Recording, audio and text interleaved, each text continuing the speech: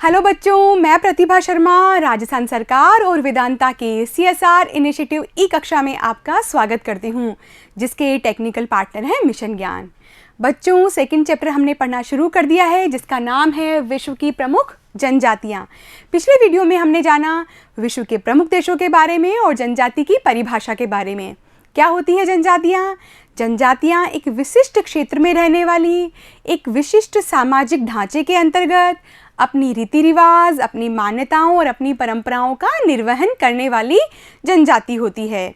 इसके अंतर्गत हमने देखा कि इनका आर्थिक क्रियाकलाप क्या होता है। ये आखेटक होते हैं, खाद्य संग्राहक होते हैं, पशुचारण और कृषि के जो तरीके हैं वो दोनों ही आदिम ढंग के होते हैं। तो बच्चों, ये तो थी जनजाति की परिभाषा। हमारे सिलेबस के अंदर 4 जनजातियां हैं। इनमें से 2 अंतर्राष्ट्रीय जनजातियां हैं और 2 राष्ट्रीय जनजातियां हैं, जैसे कि एस्किमो और बुशमैन जनजाति भारत से बाहर रहती है, ठीक है, और भील और गोंड जनजाति भारत के अंदर रहती है। आज हमारा जो टॉपिक है भाग 2 का, उसका नाम है एस्किमो जनजाति। यानी आज हम किसके बारे में अध्ययन करने वाले हैं? एस्किमो जनजाति के बारे में। तो बच्चों, उठा लीजिए अपना पेन, नोटबुक और बुक और मेरे साथ साथ पढ़ते रहिए। आज हम अध्ययन करेंगे एस्किमो जनजाति के बारे में। बच्चों, निम्न तापमान, बर्फीली आंधियाँ, 0 डिग्री सेल्सियस से भी कम तापमान और इतने ज़्यादा कठोर तापमान में रहने वाली जो जनजाति है, जो आर्कटिक वृत्त के समीप रहती है, वो कौन है? एस्किमो जनजाति। आप देख सकते हैं यहाँ पर एक महिला है जो एस्किमो जनजाति की यहाँ पर दर्शाई गई है।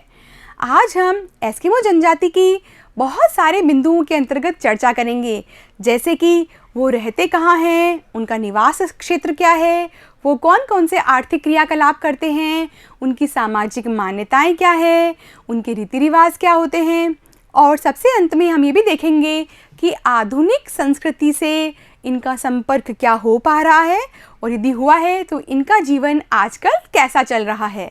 तो बच्चों, हम देखेंगे एस्किमो के निम्न बिंदुओं को, जिसमें हम निवास क्षेत्र, आर्थिक क्रियाकलाप, अब देखेंगे कि आर्थिक क्रियाकलाप में भी हम 5 बिंदु देखेंगे: आखेट, भोजन, वस्त्र और निवास गृह, और एक और है यंत्र और उपकरण।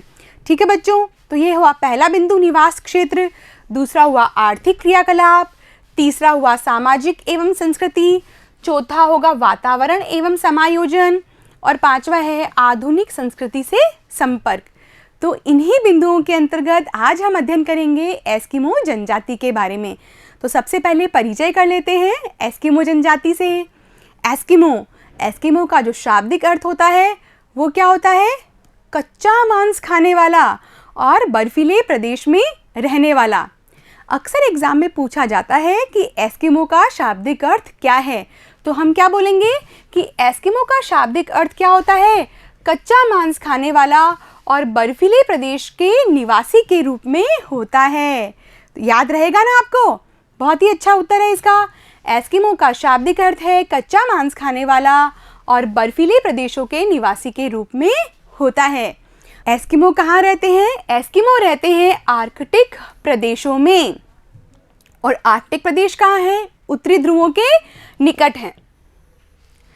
अब आपको पहले भाग में मैंने जो मानचित्र समझाया था उसका इम्पोर्टेंस पता चल जाएगा। यदि हमें मानचित्र आता है तो हमें आने वाले जो चैप्टर्स हैं वो हमारे लिए एकदम इजी हो जाएंगे। तो हमने क्या देखा कि उत्तरी ध्रुवों के निकट आर्कटिक प्रदेशों में मानव आज भी विकास की प्रारंभिक अवस्था में हैं। बच्चों, इनका जीवन हमारे जैसा नहीं है, बिल्कुल ही अलग है।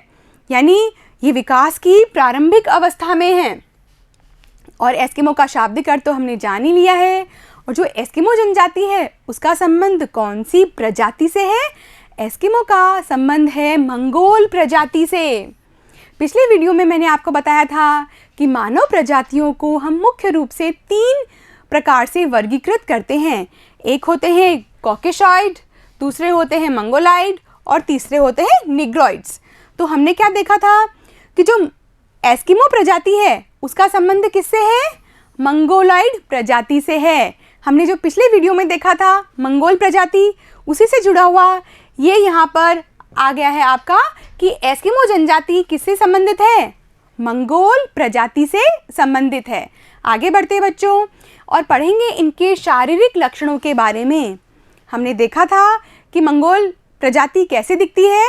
कैसे दिखती है बच्चों? ये देखिए, ये मंगोल प्रजाति की महिला है। यहाँ पे इनका चेहरा सपाट और चौड़ा होता है। आप मेरे साथ साथ लिखते भी रहेंगे बच्चों।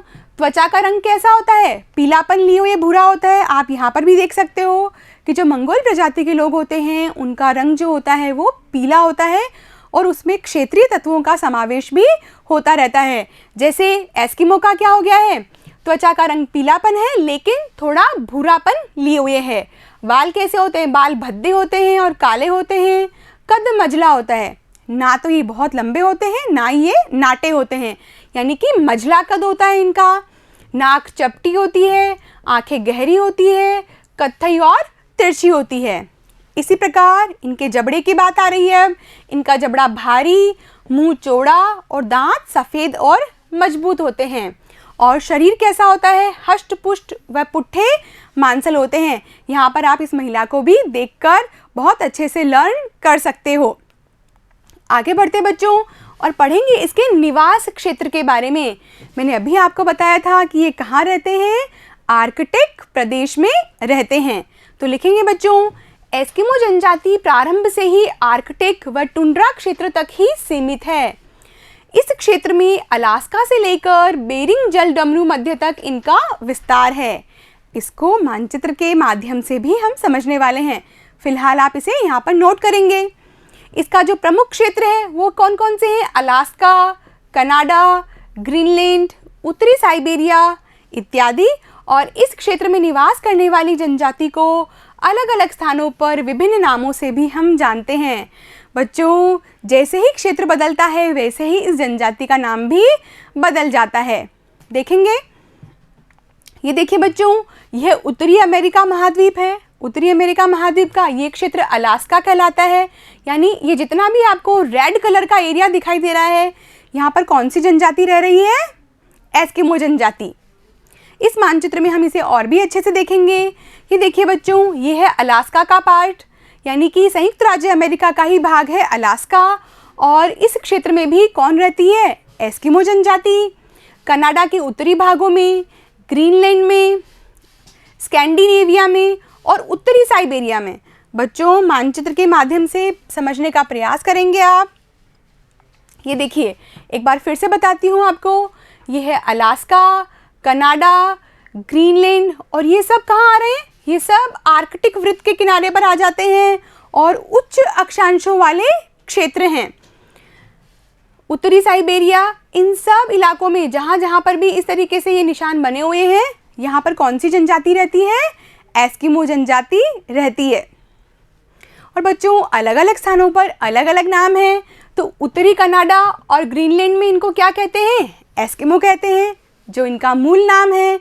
इसके अलावा स्कैंडिनेविया, स्कैंडिनेविया ये देखेंगे आप, ये वाला जो एरिया है ये क्या कहलाता है? स्कैंडिनेविया कहलाता है। और इसमें नॉर्वे, स्वीडन, फिनलैंड और डेनमार्क ये देश आते हैं और इस प्रदेश को हम क्या कहते हैं? स्कैंडिनेविया। और स्कैंडिनेविया में इसको कहते हैं लैप्स। एग्ज़ाम में ऐसे प्रश्न अति लघुत्रात्मक के अंदर पूछे जा सकते हैं कि एस्किमो के जो स्थानीय नाम हैं वो कौन कौन से हैं और कहाँ पर उन्हें क्या कहते हैं। उसी प्रकार उत्तरी साइबेरिया में, जो कि एशिया का भाग है, सेमॉइड्स, याकुत, चकची व तुंग हैं। एक बार फिर से देखते हैं। उत्तरी कनाडा और ग्रीनलैंड में इन्हें हम क्या कहते हैं? एस्किमो। ये देखिए बच्चों, ये रहा उत्तरी कनाडा, अलास्का और ग्रीनलैंड। इस एरिया में इनको क्या कहा जाता है?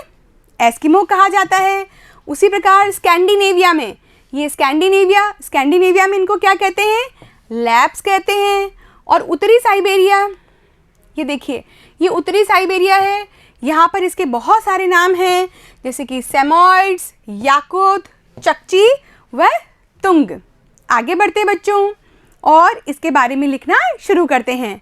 निम्न तापमान, तापमान कैसा रहता है? ध्रुवों के निकट कैसा तापमान रहेगा? निम्न तापमान रहेगा। बच्चों, ये जो क्षेत्र है ये ध्रुवों के निकट है। ये कहाँ है? ये क्षेत्र ध्रुवों के निकट है और उच्च अक्षांशीय क्षेत्र है, इसीलिए यहाँ पर निम्न तापमान रहता है और वर्ष के बहुत कम महीने ऐसे होते हैं जब यहाँ पर उजाला रहता है। बहुत कठिन परिस्थितियों में रहने वाली जनजाति है एस्किमो जनजाति। तो बच्चों इसके बारे में नोट करते रहेंगे। निम्न तापमान और बर्फीली आंधियाँ, कम रोशनी युक्त कठोर जलवायु में लगभग 10 लाख एस्किमो विगत 10,000 वर्षों से रह रहे हैं। बहुत कठिन वातावरण है, लेकिन फिर भी आप देखिए कि इन्होंने उस वातावरण के साथ में क्या कर लिया है, समायोजन कर लिया है। यहाँ शीत ऋतु बहुत लंबी होती है और ग्रीष्म ऋतु बहुत ही छोटी होती है। अब आप अंदाज़ा लगा सकते हो कि तापमान कितना कम रहता होगा। वार्षिक औसत तापमान 0 डिग्री सेल्सियस से भी नीचे रहता है। वर्षा हिम के रूप में होती है, यानी हमारे यहाँ पर वर्षा कैसे होती है, जल के रूप में होती है, और वहाँ वर्षा हिम के रूप में होती है। कठोर जलवायु के कारण वनस्पति का अभाव है। जब वहाँ पर जल होता ही नहीं है, रोशनी का अभाव है, प्रकाश संश्लेषण की क्रिया संभव ही नहीं हो पाती है, तो वनस्पति उगना भी वहाँ पर असंभव कार्य ही है। इसीलिए वनस्पति का अभाव यहाँ पर रहता है। केवल ग्रीष्म काल में जब बहुत कम समय के लिए धूप होती है, तब यहाँ पर शैवाल, काई, लाइकेन आदि रंग बिरंगे फूलों की वनस्पति उगाती है। उसी प्रकार बच्चों यहाँ पे बहुत सारे प्राणी जीवजात रहते हैं और उन्हीं के माध्यम से इनका काम भी चलता रहता है। हमने क्या पढ़ा था कि एस्किमो का शाब्दिक अर्थ क्या है, कच्चा मांस खाने वाला और बर्फीले प्रदेश के निवासी के रूप में होता है। तो यहाँ पर बहुत सारे प्राणी जात हैं जिनका ये आखेट करते हैं और इन्हीं से इनकी भोजन संबंधी, वस्त्र संबंधी और आर्थिक क्रियाकलाप इन्हीं से संचालित होते रहते हैं। तो देखते हैं बच्चों यहाँ पर कौन कौन से प्राणी रहते हैं। ध्रुवीय भालू, लैमिंग, खरगोश, कस्तूरी मृग, कैरीबाऊ जिसे हम रेंडियर भी कहते हैं, ये बहुत काम का जीव जंतु है। ये आने वाले अभी एक टॉपिक के अंदर काम भी आएगा। रेंडियर को क्या कहते हैं, कैरीबाऊ भी कहते हैं। लोमड़ी, भेड़िए, कुत्ते इत्यादि यहाँ पर प्राणी जाति निवास करती है। उसी प्रकार बच्चों प्रमुख मछलियाँ हैं सील मछली, ठीक है बच्चों, नोट करेंगे। व्हेल, वालरस जिसका एक और नाम है सी लॉयन, याद रखना है आपको। वालरस मछली और सील मछली के बारे में बहुत इम्पोर्टेंट जानकारी मैं भी आपको दूंगी, इसीलिए इनको आप नोट कर लेंगे। आगे बढ़ते बच्चों और ये देखते हैं कि कयाक और हार्पून से एस्किमो द्वारा मछली का क्या किया जा रहा है, शिकार किया जा रहा है। और ये कच्चा मांस खाने वाली जनजाति है, ठीक है बच्चों।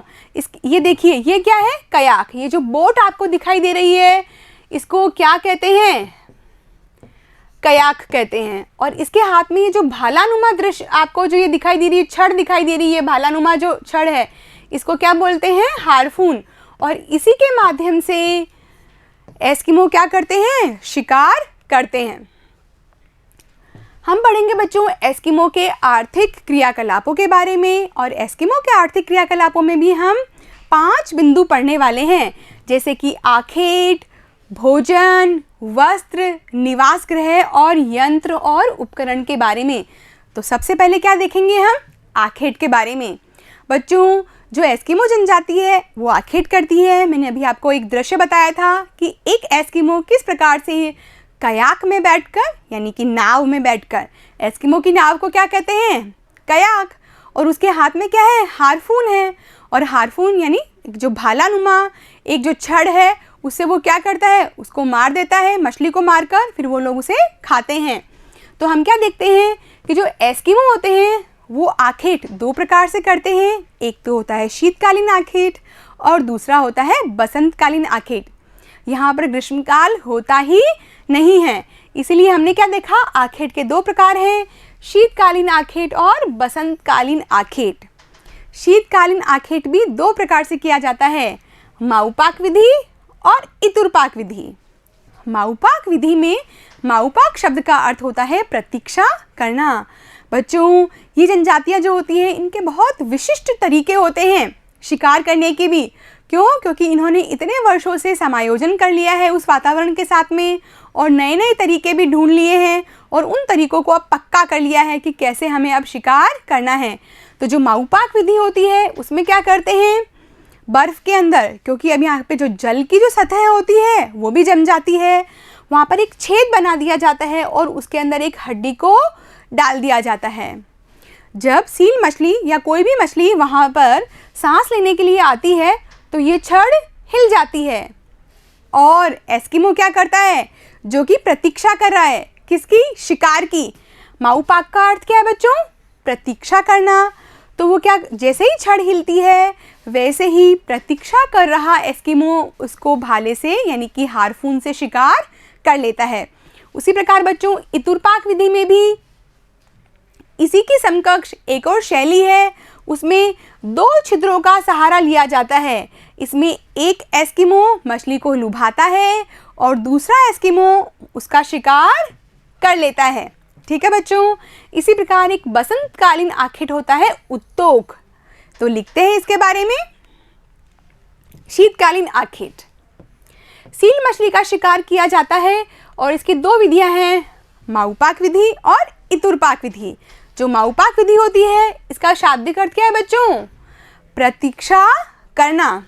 लिखेंगे, जब मछली बर्फ बने छिद्रों में श्वास लेने के लिए आती है तो एस्किमो द्वारा रखी हड्डी की छड़ हिल जाती है और जैसे ही छड़ हिल जाती है तो एस्किमो को पता लग जाता है कि अब मछली आ गई है और एस्किमो अपने हथियार, क्या नाम है उसके हथियार का, जो भालानुमा हथियार है उसका नाम है हार्पून। हार्पून से सील मछली का शिकार कर लेता है। बच्चों माउपाक का शाब्दिक अर्थ एक बार फिर से, प्रतीक्षा करना। जो दूसरी विधि है वो क्या है, इतुरपाक विधि। बच्चों आप वीडियो को पॉज कर लीजिए, जहाँ कहीं भी आपको लगता है वीडियो को पॉज करके आप अपने नोट्स बना लीजिए। इसके अंतर्गत शिकारियों द्वारा 2 छिद्र बनाए जाते हैं। ठीक है बच्चों, एक छिद्र में एक व्यक्ति सील को चारा डालकर क्या करता है, बुलाता है। बुलाने का मतलब क्या है, लुभाना। चारा डाल दिया तो सील मछली आ जाएगी और फिर जो दूसरा व्यक्ति है वो संकेत मिलते ही हार्पून से सील का शिकार कर लेता है। ठीक है बच्चों, तो ये कौन सी विधि है, इतुरपाक विधि। और हमने पहले कौन सी विधि पढ़ी थी, माउपाक विधि। सील मछली का महत्व बच्चों एग्जाम में कई बार पूछा जा चुका है बोर्ड परीक्षाओं में कि सील मछली का क्या महत्व है। बच्चों एस्किमो के जीवन में सील मछली के बहुत सारे महत्व हैं। ये ना सिर्फ इसे केवल खाते हैं बल्कि इसकी चर्बी को जलाकर ऊष्मा भी प्राप्त करते हैं, इसके वस्त्र भी बनाते हैं और इसका उपयोग अपने घर बनाने में भी उपयोग में आता है। ठीक है बच्चों, लिखेंगे भोजन के रूप में इसका उपयोग होता है, चर्बी को जलाकर ईंधन के रूप में, फिर तीसरा उपयोग है कपड़े बनाने के लिए खाल के रूप में, तंबू बनाने के लिए भी इसका उपयोग किया जाता है और ईंधन के लिए भी इसका उपयोग होता है और स्लेज गाड़ी बनाने के लिए। जी हाँ बच्चों, एस्किमो की जो गाड़ी होती है उसे स्लेज गाड़ी कहते हैं और उसको कैरीबाऊ यानी कि रैंडियर खींचते हैं। मैंने अभी आपको बताया था उसके प्राणी जात के बारे में, कौन कौन से प्राणी जात वहाँ पर रहते हैं। तो जो स्लेज गाड़ी होती है उसको कौन खींचता है, रैंडियर खींचते हैं। इसके बारे में हम आगे विस्तार से और चर्चा करेंगे। तो स्लेज गाड़ी बनाने के लिए भी हड्डियाँ कहाँ से मिलती है, सील मछली से ही मिलती है और धागे के रूप में तांत प्राप्त होता है। यानी मछली एक और काम अनेक, यानी एक सील मछली से बहुत सारे काम इनके सार्थक हो जाते हैं। तो हुई ना इम्पॉर्टेंट सील मछली। तो आप लिखेंगे इसके बारे में बच्चों। तो बच्चों हमने ये जाना कि किस प्रकार से एस्किमो आखेट की क्रियाएं करते हैं। आखेट 2 प्रकार के होते हैं, शीतकालीन आखेट और बसंतकालीन आखेट। अब हम जानेंगे इसके भोजन के बारे में। जी हाँ बच्चों, इनका जो भोजन होता है वो क्या होता है, कच्चा मांस होता है। एस्किमो का शाब्दिक अर्थ ही क्या है, कच्चा मांस खाने वाला और बर्फीले प्रदेश के निवासी के रूप में। तो इनका मुख्य भोजन क्या है, कच्चा मांस है और भोजन का स्रोत क्या है, सील मछली, व्हेल और सी लॉयन। ये जो 3 मछलियां हैं ये इनका मुख्य भोजन होती है।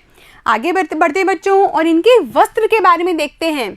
एस्किमो के वस्त्र किसके बने हुए होते हैं, कैरिबो के खाल से बने होते हैं। तो आप लिखेंगे बच्चों एस्किमो के वस्त्र मुख्यतः कैरिबो के खाल से बने होते हैं और ध्रुवीय भालू के समूर से भी। ध्रुवीय भालू जो भालू होते हैं उनके बड़े बड़े रेशे होते हैं शरीर पे, उसको समूर बोलते हैं और उसके समूर से भी ये वस्त्र बनाए जाते हैं जिससे कि इन्हें गर्माहट मिल सके। स्त्री और पुरुष दोनों के वस्त्र एक समान ही होते हैं। बच्चों, इनके वस्त्रों के कुछ नाम हैं, जैसे कि तिमियाक। ये ऐसे प्रश्न बच्चों जो एग्जाम में ज़रूर पूछे जाते हैं कि तिमियाक क्या होता है, या अनोहक क्या है, या कार्मिक या मुकुलकस क्या है। तो आप इन बातों को एक अलग पेज पर ज़रूर नोट कर लिया करें। देखते हैं बच्चों, तिमियाक। तिमियाक क्या होता है? एक जर्सी नुमा बाहदार वस्त्र होता है, यानी एक फुल स्लीव्स का एक स्वेटर जैसा वस्त्र होता है। ठीक है बच्चों, जो इन्हें गर्मी प्रदान करता है। उसी प्रकार अनोहक। अनोहक क्या होता है? तिमियाक के ऊपर पहने जाने वाला एक जैकेट टाइप का एक वस्त्र होता है अनोहक। ठीक है, देखते हैं कार्मिक। कार्मिक या मुकुलकस क्या होते हैं? सील की खाल से बने जूते। देखिए बच्चों, एक बार फिर से एक और प्रयोग आ गया है। सील मछली का महत्व कितना ज़्यादा है कि सील की खाल से बने हुए जूते भी ये पहनते हैं, जिसे हम क्या बोलते हैं? या तो कार्मिक या फिर मुकुलकस। आपको कयाक और कार्मिक में कंफ्यूज नहीं होना है। कयाक क्या होती है? कयाक होती है एस्किमो की नाव, और मुकुलकस यानी कि कार्मिक क्या होते हैं? इनके जूते होते हैं। ठीक है बच्चों, आगे बढ़ते हैं और देखते हैं इनके निवास गृह के बारे में। ये जो आपको दृश्य दिखाई दे रहा है, ये किसका दृश्य है? ये है एस्किमो का निवास गृह, जिसे क्या कहते हैं? इग्लू कहते हैं। आपने बचपन से देखे होंगे ऐसे घर। ठीक है, तो ऐसे घरों में कौन रहते हैं? एस्किमो जनजाति। अब आप यहाँ पर देख सकते हैं कि वातावरण समायोजन कितना ज़्यादा कर लिया है, यानी बर्फीले प्रदेश में रहना और बर्फ़ से ही अपने घर को बनाना और उसके अंदर सुरक्षित रहना। एस्किमो ने कितना ज़्यादा वातावरण समायोजन कर लिया है। इग्लू। ठीक है बच्चों, इनके निवास गृह को क्या कहते हैं? इग्लू कहते हैं। शीतकाल में बर्फ के मकान को इग्लू कहते हैं। उसी प्रकार बच्चों एक और घर होता है, इनका होता है कर्मक। यहाँ पर आपको ये दिखाई दे रहे हैं कर्मक। ये कर्मक कैसे होते हैं? 5-6 फीट भूमिगत होते हैं, यानी कि अंडरग्राउंड, और 2-3 फुट का होते हैं, ऊपर होते हैं। और लकड़ी के और व्हेल मछली की हड्डियों का जो ढांचा होता है उसका इस्तेमाल इसमें किया जाता है, और क्या बनाया जाता है? कर्मक बनाया जाता है। ठीक है बच्चों, कार्मिक, कर्मक और कयाक, इन शब्दों को लेकर कन्फ्यूज़न नहीं आना चाहिए। इन शब्दों को आप अलग अलग लिखिए, 2-3 बार पढ़ेंगे आपको अच्छे से याद हो जाएगा। ठीक है बच्चों, तो इग्लू क्या है? शीतकाल में बनाया हुआ घर है। उसी प्रकार कर्मक भी एक घर होता है जो 5-6 फुट भूमिगत होता है और 2-3 फुट ऊपर उठा हुआ होता है। और ये जो घर होता है वो किससे बनते हैं? लकड़ी से और व्हेल की हड्डियों के ढांचे से बना होता है, और इसका जो प्रवेश द्वार है वो एक भूमिगत सुरंग से जुड़ा हुआ होता है। आगे बढ़ते बच्चों और देखते हैं इनके उपकरणों के बारे में। यंत्र और उपकरण, क्या नाम आया है? कयाक। मैंने आपको बताया था कयाक क्या होती है? इनकी नाव होती है। लिखेंगे इसके बारे में। चमड़े से बनी एक प्रकार की नाव जो कि 5 मीटर लंबी होती है और 15 मीटर चौड़ी होती है। उसी प्रकार उमियाक भी क्या है? एक नाव है, लेकिन वो थोड़ी सी बड़ी होती है। ठीक है बच्चों, ये एक बड़ी नाव है जो व्हेल मछली के शिकार के दौरान काम में ली जाती है। तो व्हेल मछली भी तो बड़ी होती है, तो बड़ी मछली के शिकार के लिए क्या चाहिए? बड़ी नाव चाहिए। ठीक है बच्चों, तो कयाक क्या है? एक छोटी नाव है, और उमियाक क्या है? एक बड़ी नाव है। उसी प्रकार हार्पून, मैंने आपको बताया था उस दृश्य में कि एक एस्किमो कयाक के ऊपर बैठकर हार्पून से क्या कर रहा है? मछली का शिकार कर रहा है। तो हार्पून क्या है? एक भालानुमा हथियार होता है जो कि रस्सी से बंधा होता है और 1.2 से 1.5 मीटर लंबा हथियार होता है। तो लिख लेंगे आप इसके बारे में भी कि हार्पून सील मछलियों के शिकार के लिए प्रयुक्त 1.2 से 1.5 मीटर के बीच में भालानुमा हथियार है जो कि रस्सी से बंधा होता है। आगे बढ़ते बच्चों, ये देखेंगे आप यहाँ पर, ये रहा ये कयाक, ये नाव है बच्चों, और ये इसके हाथ में क्या है? हार्पून। स्लेज के बारे में मैंने आपको बताया था कि जो रेंडियर होते हैं उसको हम एस्किमो क्षेत्र के कुत्ते भी कह सकते हैं। ठीक है, तो जो रेंडियर होते हैं जिसको कैरीबाउ भी कहते हैं, वो क्या करते हैं, स्लेज गाड़ी को खींचने का कार्य करते हैं। ये देखिए बच्चों, ये गाड़ी है जिस पर ये एस्किमो बैठे हुए हैं, और ये कौन है, ये रेंडियर है, और इनकी गाड़ी को क्या कहा जा रहा है, स्लेज कहा जा रहा है। ठीक है, तो कहेंगे बच्चों बर्फ पर चलने वाली पहिए विहीन गाड़ी, यानी इसमें पहिए नहीं होते हैं, और कैसी गाड़ी होती है, ये बर्फ पर घिसटती हुई चलती है, जिसे कुत्ते व रेंडियर खींचते हैं। यह स्लेज गाड़ी वॉलरस की हड्डियों से बनी होती है। अब आप सोच सकते हैं कि मछलियां जो है वो कितनी ज़्यादा इम्पॉर्टेंट है एस्किमो के जीवन में। अब बात करेंगे हम बच्चों समाज और संस्कृति की। एस्किमो का समाज बहुत ही संवेदनशील समाज होता है बच्चों। इनका जो वातावरण समायोजन है, इसके अलावा जब यहाँ पर भोजन की कमी हो जाती है कठोर शीतकाल के अंदर, तो क्या करते हैं, जो बुजुर्ग लोग होते हैं वो अपना प्राणदान कर देते हैं। क्यों?